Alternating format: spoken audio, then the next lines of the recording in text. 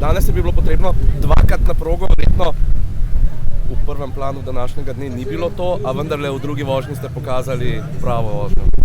Ja, mislim, da sem nekaj študiral, smo se pogovarjali za prvič v življenju, da sem v drugem teku. To je bilo malo neka nova izkušnja. Žal sem imel probleme z veslom, ker si mi je zaklopka, ki drži veslo skupaj, razrahljala in se mi je kot vesla spremenil. In potem nisem mogel več veslati, ker bolj ko sem povlekel, bolj se je kot spremenil, tako da sem se drugi del proge moral skozi spustiti. Kljub temu mi je zmanjkalo, se mi zdi, ne doza iz prve. Tako da, ja, še en trening smo bili zdaj v drugo. Je bila boljša vožnja, malo bolj kontrolirana, nisem hotel preveč riskirati, ker smo pri puncah videli, da so par favoriti izpadlo iz drugo, tako da gremo zdaj jutri napadati, no.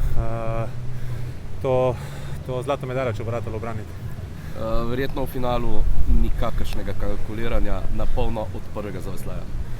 Ja, mislim, brez kalkuliranja bo, ni pa proga, da moraš brez glavo iti gor, tako da jaz sigurno ne bom štartal res na polno, bom sigurno probal štartati lepo in potem dvigovati tempo in se mi zdi, da je to bolj moj stil vožnje, no, ne bom šel lih all or nothing.